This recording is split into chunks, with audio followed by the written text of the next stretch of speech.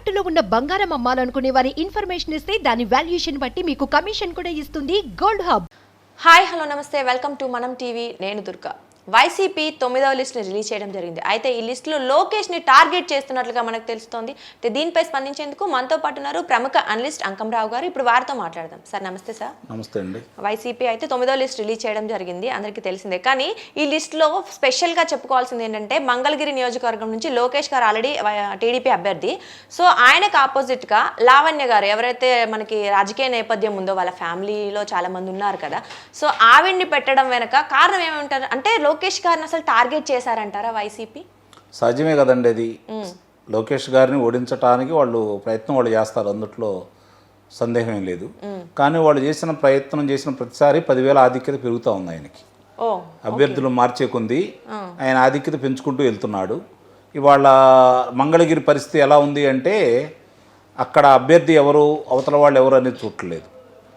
లోకేష్ గారి వల్ల మన నియోజకవర్గం అభివృద్ధి చెందుతుంది, మనకు ఎలాంటి ఇబ్బంది లేదు, మన నియోజకవర్గానికి ప్రగతి పదాన తీసుకెళ్ళగలడు లోకేష్ బాబు అనే అభిప్రాయంతో ప్రజలు మమేకమై ఉన్నారు.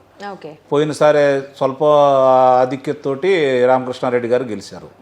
గెలిచిన ఆయనకి నువ్వు కాదు అనుకున్న తర్వాత గంజి చిరంజీవి గారిని తీసుకురావడం కూడా జరిగింది.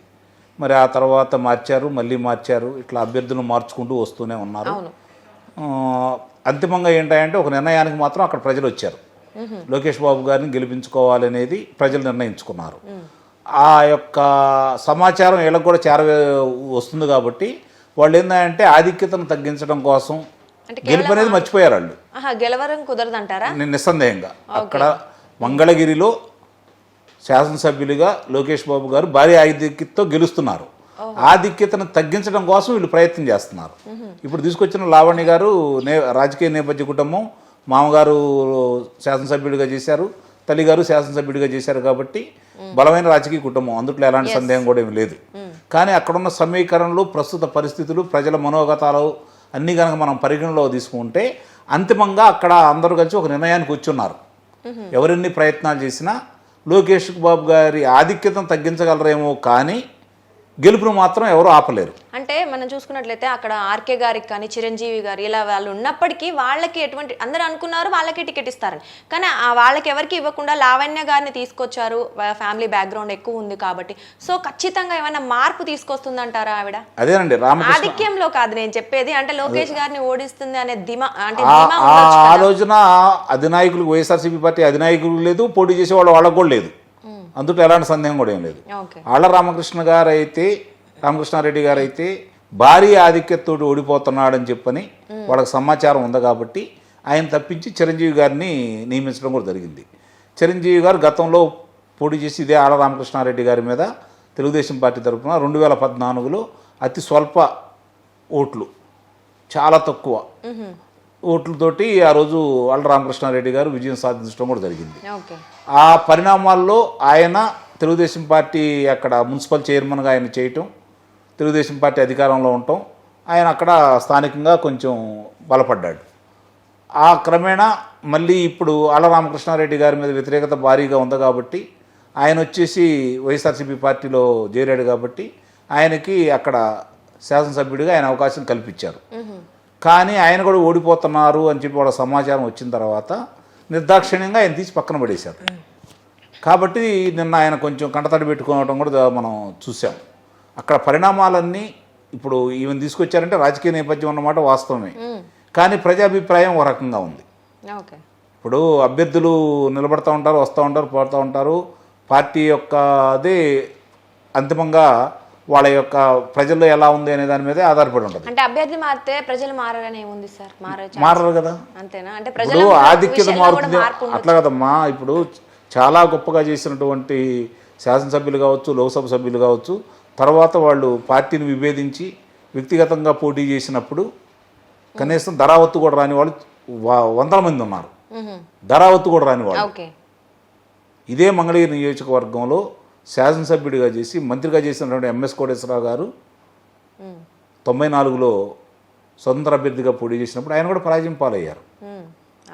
ఇప్పుడు ఇట్లా ఎలా ఉంటుంది అంటే ప్రజల అభిప్రాయం ఎలా ఉందంటే అధికారంలోకి ఎవరు రాబోతున్నారు, ఓకే. నువ్వు నేను అనుకున్న విషయంలో ఇద్దరం బలాబలాలు తెలుసుకోవాలనుకున్న సందర్భంలో అప్పుడు వ్యక్తిగతాలు గుణగణాలు ఆలోచిస్తారు. ఓకే, టైట్ వచ్చినప్పుడు మాత్రం ఇవన్నీ చూస్తారు. అంటే భారీ ఆర్థికత ఉన్నప్పుడు ఇవన్నీ కొలమానం అయితే కావు.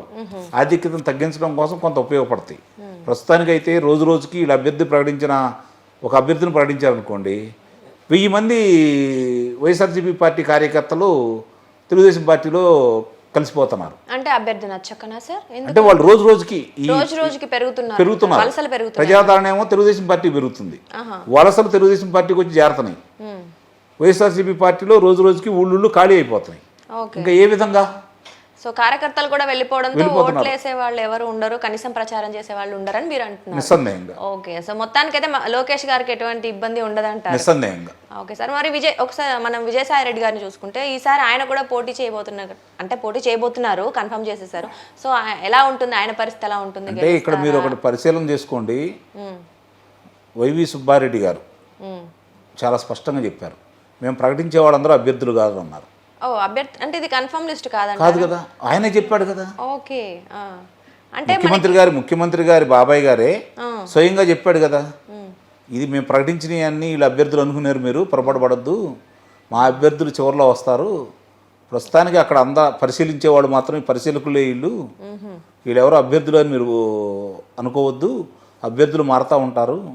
సహజంగా ఎట్లా ఉంటుందంటే, అధికార పార్టీ 151 స్థానాలు వచ్చినటువంటి అధికార పార్టీ, 22 మంది లోక్సభ సభ్యులు, 151 మంది శాసనసభ్యులు, అలాగే 11 మంది రాజ్యసభ సభ్యులు ఉన్నటువంటి పార్టీకి ఈ దుస్థితి ఎందుకు వచ్చిందని కూడా ఒకసారి ఆలోచించుకోవాలి. ఇప్పుడు 9 విడతలుగా మీరు ప్రకటించింది కూడా, ఒక్క విడతగా జనసేన తెలుగుదేశం పార్టీ కలిసి ప్రకటించిన 99 స్థానాలు లేవు కదా. 94 స్థానాలు తెలుగుదేశం పార్టీ ప్రకటించింది, 5 స్థానాలు జనసేన ప్రకటించింది. మరి అన్నప్పుడు మీరు ఇన్నిసార్లు ప్రకటించినందుకు కూడా అంతమంది లేరు కదా, అంటేనే మీకు అభ్యర్థులు దొరకట్లేదు అనేది స్పష్టంగా అర్థమైపోతుంది కదా. ఓకే, సో అభ్యర్థులు లేరు అంటే అయినప్పటికీ సార్, మనం విజయసాయి రెడ్డి గారు పోటీ చేస్తారనైతే ఎవరు అనుకోలేదు. సో ఆయన పేరైతే వచ్చింది, అంటే ఆయన పోటీ చేసే ఛాన్స్ ఉన్నట్టుగానే మనకైతే వార్తలు వినిపిస్తున్నాయి. సరే, పోటీ చేస్తే గెలుస్తారంటారా? పోనీ ఎవరు? విజయసాయి రెడ్డి గారు పోటీ చేస్తే ఎలా ఉంటుంది? వేమిరెడ్డి ప్రభాకర్ రెడ్డి గారు నెల్లూరు లోక్సభ స్థానం నుంచి 150,000 ఆధిక్యతతోటి ఆయన విజయం సాధించబోతున్నారు. విజయసాయి రెడ్డి గారు పోటీలో ఉన్నప్పటికీ, విజయసాయి రెడ్డి గారు పోటీ చేసినా, ఇంకోళ్ళు వచ్చి అక్కడ పోటీ చేసినా కూడా వేమిరెడ్డి ప్రభాకర్ రెడ్డి గారు అనే వ్యక్తి 150,000 ఆధిక్యతతోటి ఆయన గెలుపొందబోతున్నాడు.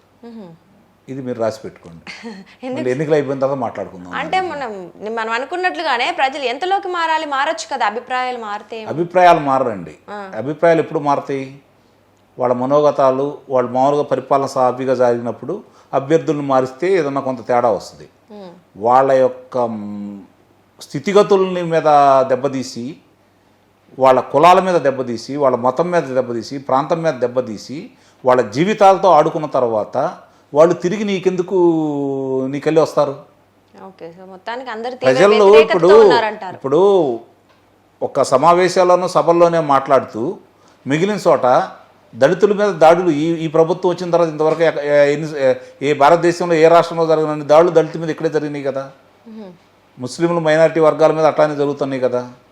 ఈరోజు ఏ విధంగా నువ్వు ఏం మంచి చేసావని చెప్పి బటన్ నొక్కి డబ్బులు ఇచ్చాననే ఒక్క కారణం తప్ప, 2,50,000 కోట్ల రూపాయలు నేను ప్రజలకి పంచాననే మాట తప్ప, ఫలానా అభివృద్ధి చేశానని కానీ, ప్రభుత్వ ఉద్యోగాలు ఇట్లా కల్పించానని కానీ, లేకపోతే పారిశ్రామికవేత్తలు ఇంతమంది వచ్చారు, ఇన్ని పరిశ్రమలు పెట్టారు, వాళ్ళ ద్వారా ఉద్యోగాలు వచ్చినాయని కానీ, లేకపోతే ఈ నీటి ప్రాజెక్టులు నేను పూర్తి చేశానని చెప్పి కానీ, ఈ రహదారులు నేను వేసానని చెప్పి కానీ, లేకపోతే ఇంతమందికి స్వయం సహాయక సంఘాల వారికి కావచ్చు, వీళ్ళకి కావచ్చు, వాళ్ళకి సంబంధించిన వృత్తుల్లో వాళ్ళు వ్యాపారం చేసుకోవడానికి నేను ఆర్థికంగా వాళ్ళకి సహాయం చేశానని కానీ చెప్పుకోవడానికి ఏమున్నాయి?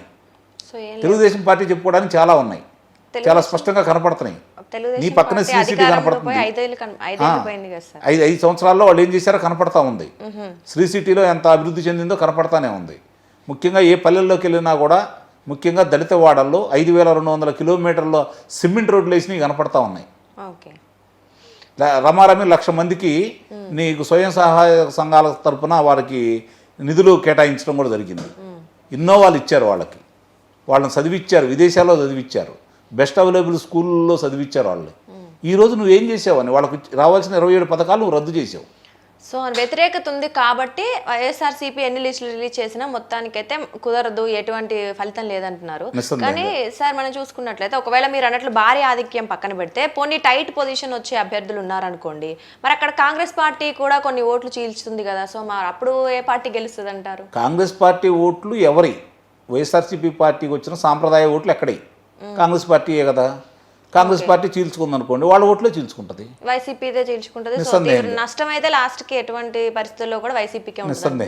వాళ్ళు ఎంత బలపడితే అంత నష్టపోయేది వైఎస్ఆర్సీపీ పార్టీ. అంటే టీడీపీ జనసేన కూటమి నుంచి కూడా కొంతమంది సపోర్ట్ చేసి ఉండొచ్చు కదా, కాంగ్రెస్ చేస్తారేమో. 10 మంది గనక కాంగ్రెస్ పార్టీకి ఓట్లు వేస్తే నిస్సందేహంగా 8 మంది వైఎస్ఆర్సీపీ పార్టీ వాళ్ళే ఉంటాయి. 2 మాత్రమే తెలుగుదేశం జనసేన పార్టీ నుంచి వస్తాయి. సార్ చూద్దాం సార్. మొత్తానికైతే 9వ లిస్ట్ కూడా రిలీజ్ అయితే అయ్యింది. సో టీడీపీ జనసేన కూటమి కూడా కొంతమంది అభ్యర్థులను ప్రకటించారు.